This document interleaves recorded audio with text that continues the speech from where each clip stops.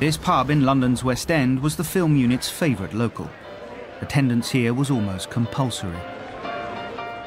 Over beers and whiskies, the former street preacher explained in detail the social purpose that inspired him. Grierson believed the documentary would help unify the country. He was concerned that Britain had taken a wrong turn. It was divided between rich and poor, and the working class were held in contempt by all other social classes. Documentaries would build respect between the classes by revealing how much different people relied on each other, especially on the hard labour of the working class. Documentary outlines the patterns of interdependency more distinctively than any other medium whatsoever.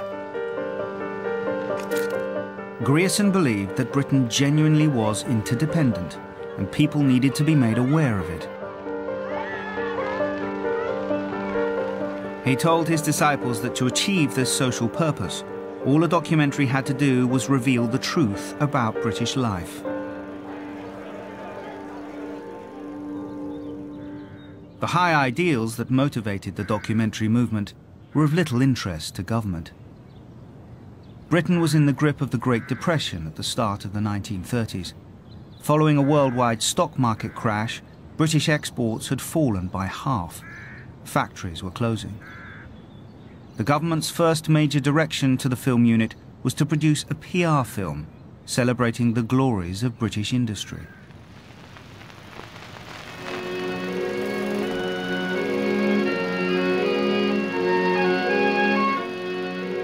Industrial Britain, made in 1931, was a crucial breakthrough for the movement.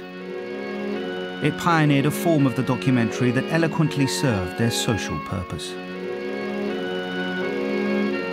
It finds an epic beauty in the smoke of industry. These images are set to stirring music. And a documentary first. There is voiceover commentary. Black countries of belching furnaces and humming machinery. Well spoken by an actor with appropriate gravitas. Ask anybody in the glass industry, and they will tell you this is Bill Forsyth, the man who fills the glory hole up in Smithwick. He works a trade as old as the pyramids.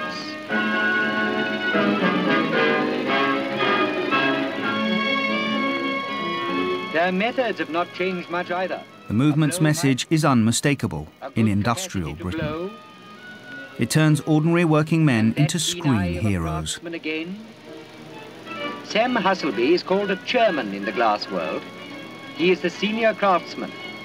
His three helpers are called the servitor, the footblower, and the taker-in, and great dignities still attached to each degree of seniority.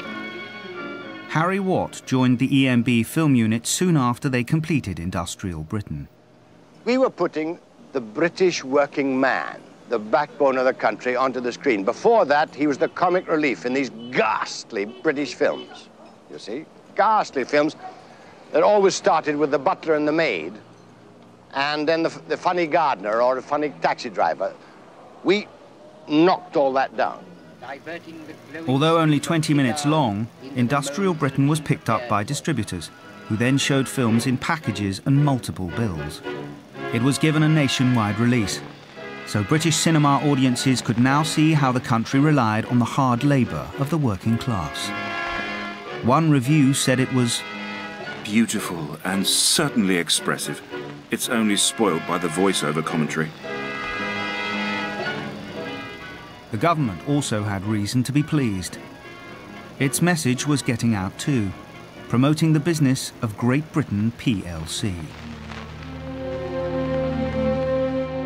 In the years following Industrial Britain, the economic crisis deepened.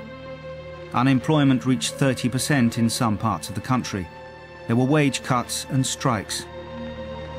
The government wanted its film unit to make more documentaries publicising the glories of British industry.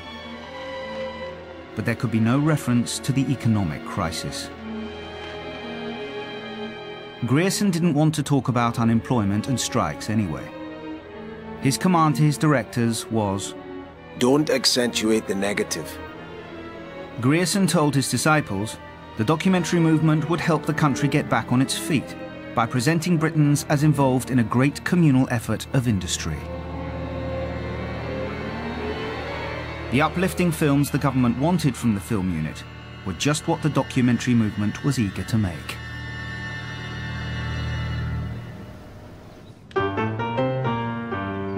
Between 1931 and 33, the Empire Marketing Board film unit made over 100 films.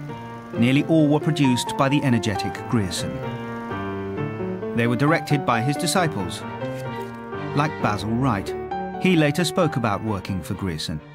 I suppose everybody has their own recollections of working with him or for him. He was a very, very hard taskmaster, there's no question of that, and one had to get used to doing without sleep and other unnecessary things.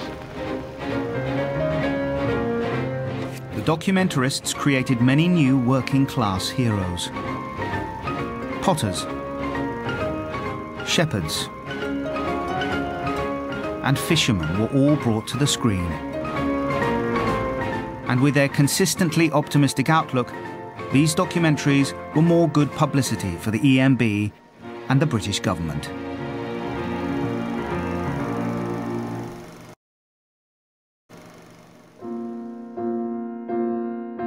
But in September 1933, it suddenly ended.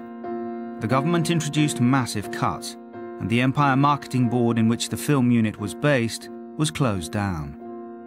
At the height of its work for the Commonwealth, the EMB was, well, butchered. The documentarists had done nothing wrong.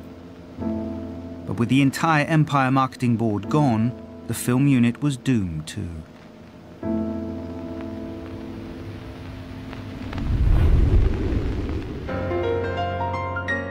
The unlikely saviour of the movement was a Conservative politician. Sir Kingsley Wood sat in the cabinet as Postmaster General. His brief was to manage all the mail, phone and telecommunications in Britain, which the government had bundled up into a single nationalised company, the General Post Office, or GPO. Wood snapped up the now homeless film unit. He set them to work on films promoting the activities of his government department, like encouraging people to buy telephones. These thieves have been apprehended by the judicious use of the post office telephone. One of these instruments. Or celebrating a new stamp design. You will see that your design will have to be 6 times the size of the finished stamp each way. Thank you. Are there any particular conditions in the designing of the stamp? Yes. You must keep to the head of the king, which appears on the present stamps. Otherwise I have a free hand? Absolutely. The GPO film unit was given its own offices, here at 21 Soho Square. In their smart new headquarters, Grierson reminded his disciples of the social purpose that had first inspired the documentary. It remained fundamental, even though they were now making films for the post office. Can we imagine a world without letters? Does anyone appreciate the postman? We take him for granted, like the milkman, the engine driver, coal miner, the lot of them. We must acknowledge them, pay respect and gratitude to one another. This is what documentary is all about. Like a parasite, the movement was burrowing its way inside a new government department.